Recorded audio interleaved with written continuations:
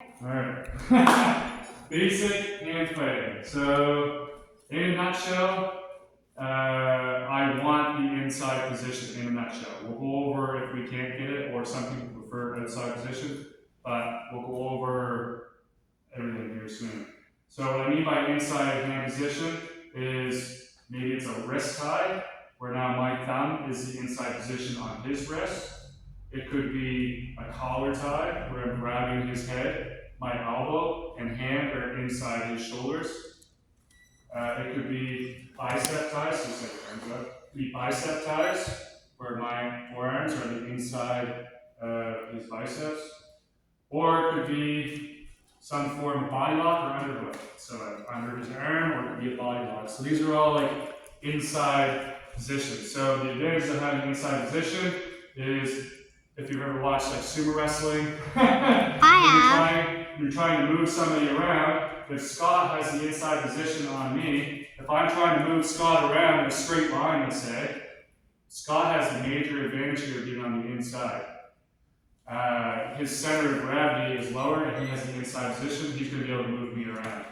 So typically, when you're doing Jiu-Jitsu, you want the inside position, because when I have the inside position, I'm going to be able to move my partner around.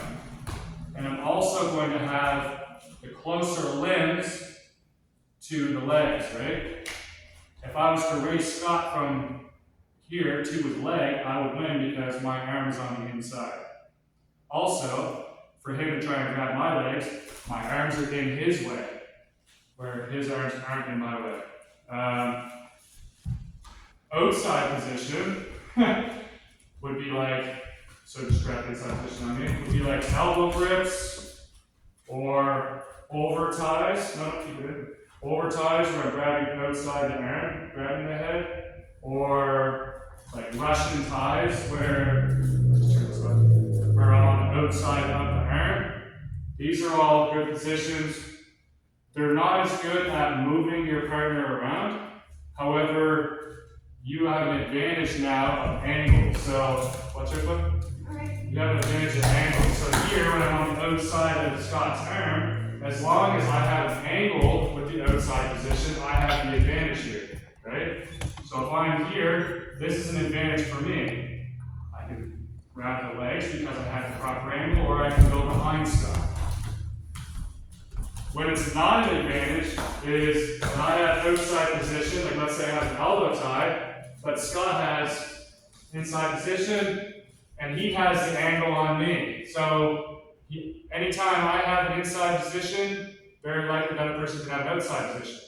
What's going to win the battle is angle and the free hand. So his head position now stops me from being able to face Scott. So Scott's able to face me, and I'm not able to face him. So even though I have outside position, he has the advantage here. Now, if I was to win the inside position, I have the outside grip, but I have the advantage because I have the proper angle, right? The other thing that determines the winner and loser of these inside versus outside positions is a free hand position. But can I do the winner? It's looks like that. So there's a free hand right now. Me and Scott are in a perfect 50-50 position. Neither one of us has the angle on each other. Neither one of us has the hand position, right? So if I get the head position, now I'm winning. If I also get the arm position, now I'm way ahead, because now he's just a couple steps away from being thrown. So the battle here, anytime it's inside versus outside, is the head position because of the angle, and the free arm position. Whoever controls the free arm. So if he controls the free arm and I have the inside head position, this is still pretty much 50-50. Because I have the angle, but he has the free arm. Now, if I was to get the free arm and the head position, now I'm way ahead.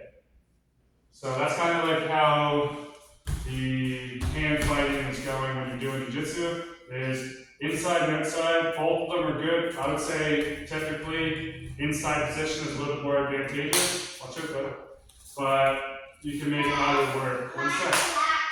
You can make either work. It's just going to depend on the angle and the free arm when you're doing this stuff. So Next, we're not going into the details of all the different tie-ups because there's so many. It would be like a long video just to go over every single detail of every position. But that's in a nutshell what the hand fighting is. So next we'll go over some actual like what our game plan is from all these different positions. All right. 3,